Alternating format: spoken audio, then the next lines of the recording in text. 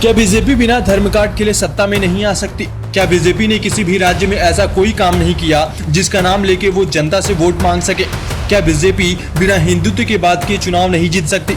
ये सारे सवाल इसलिए भी हैं क्योंकि चुनाव चाहे हरियाणा का रहा हो या महाराष्ट्र का या फिर झारखंड का, बीजेपी के सभी स्टार प्रचारकों ने राम नाम का जिक्र जरूर किया, जबकि चुनावी नियम के अनुसार भारत में कोई भी पार्टी भगवान या धर्म के नाम पर वोट नहीं मांग सकती।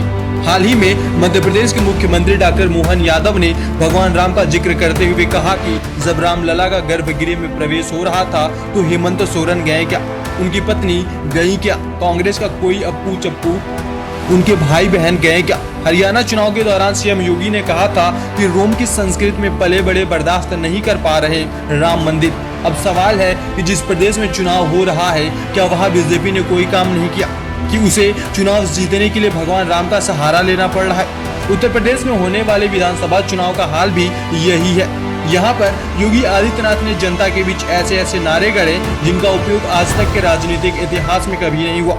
यह दिखाता है कि लोकसभा चुनाव में मिली शिकस्त के बाद योगी आदित्यनाथ किस तरह से भयभीत हैं कि इतने अमर्यादित शब्दों का इस्तेमाल कर रहे हैं। एक चुनावी सभा को संबोधित करते हुए योगी आदित्यनाथ ने एक नारा देते हुए कहा था कि जहां दिखे सफाई वहां बिटिया घबराई। अब सवाल यह है कि बीते 7 सालों में यूपी में योगी आदित्यनाथ की सरकार है, उसके बाद भी योगी को वोट पाने के लिए इस तरह के नारे देने पड़े तो यह शर्म की बात क्यों नहीं है?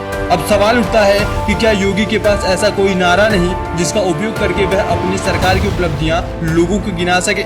सवाल चुनाव आयोग से भी है कि क्या ऐसे नारों पर चुनाव आयोग को संज्ञान नहीं लेना चाहिए? हाल ही में योगी ने एक और नारा दिया था, बटोगे तो कटोगे। अब सवाल है कि योगी अपने राज्य में किसे बांटने से बचाना चाहते हैं? क्या योगी आदित्यनाथ प्रदेश के 23 करोड़ जनता के सीएम नहीं है? सवाल यह भी है कि क्या बीजेपी अपने द्वारा किए गए विकास कार्य के नाम पर वोट मांग के चुनाव नहीं जीत सकती?